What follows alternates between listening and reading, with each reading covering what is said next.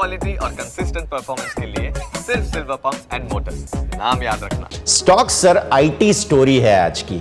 IT का जो amazing move हमें देखने मिला है उसका रीज़न था पोवेल साहब, उन्होंने स्टेटमेंट दे दिया कि यूएस इकोनॉमी काफ़ी बढ़िया है और इंटरेस्ट रेट कट्स हो सकते हैं। उनके स्टेटमेंट की वजह से आईटी स्टॉक्स, और आप देखिए कि टीसीएस ने पिछली बार जब आईटी स्टॉक्स चले थे उतनी मूव नहीं दी थी, लेकिन आज आप देखें या तो पिछले एक हफ्ते में देखें तो टीसीएस भी बढ़िया मूव दे रहा है। सो आईटी स्टॉक्स में सब चंगा सी सर, कैसे देखें इनको?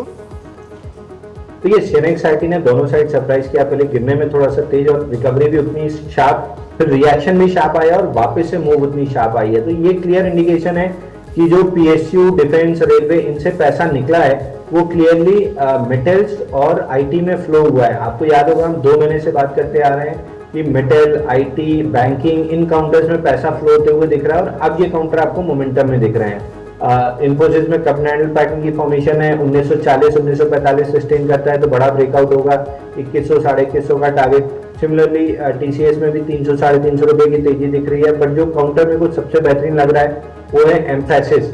एम्फेसिस में आप देखिए पूरा अगर बेस देखेंगे तो एम्फेसिस में वीकली पे 151 हफ्ते का बेस बना है, जहां से काउंटर 3100 रुपए निकालता है तो ब्रेकआउट बन जाएगा, 4000 तक का इसमें टारगेट रहेगा। तो टॉप पिक अगर मिड कैप सेगमेंट में, mid cap to large cap की कैटेगरी में आ जाता है ये एम्फेसिस टॉप पिक रहेगा। इसके बाद अगर सेफर प्ले करना है तो इन्फोसिस प्ले कर सकते हैं, बट आई वुड सजेस्ट कि क्योंकि पूरा सेक्टर फ्लेवर में आ रहा है थोड़ी सी रिस्क लीजिए, एम्फेसिस बाय कीजिए।